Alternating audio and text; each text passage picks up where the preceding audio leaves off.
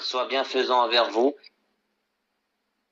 Est-ce possible d'expliquer? La sœur dit qu'elle jeûnait pendant ses menstrues. Elle demande donc s'il faut expier, désolé, ou que faire. Barakallahu fikum.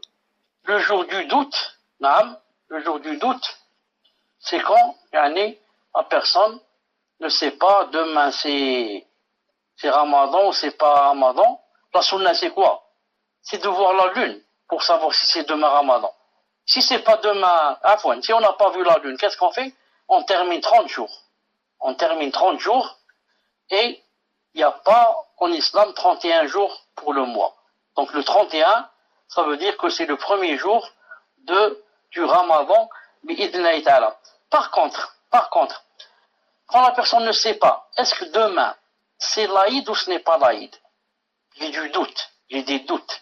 Je ne sais pas demain si c'est l'Aïd ou c'est pas l'Aïd. Il est maintenant 23 heures et là, je vais m'endormir et je sais pas. Est-ce que demain c'est l'Aïd, c'est pas l'Aïd? Que doit faire la personne? Elle doit mettre l'intention que c'est le Ramadan et jeûner. Bien sûr, quand c'est pas le 31e jour, c'est par exemple le 29e jour ou 30e, c'est 30e jour.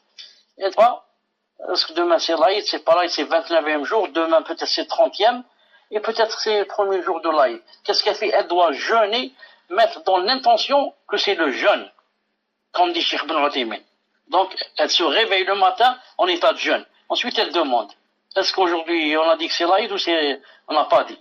Si on a dit que c'est l'Aïd, elle rend le jeûne, bien sûr.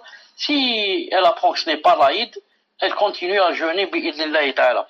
Quant à celle qui a jeûné pendant ses menstrues, si c'est une jahila, elle savait pas, elle n'a pas de science en cette chose, elle croyait qu'on peut jeûner avec des menstrues ou que c'est obligé de jeûner. Donc celle-là, elle n'a rien, sauf que peut-être elle a le ithme pour ne pas avoir demandé la science, pour ne pas avoir fait la quête de la science. Et si par contre elle savait qu'on ne doit pas jeûner avec les menstrues, elle l'a fait. Dans ce cas, elle a fait un péché.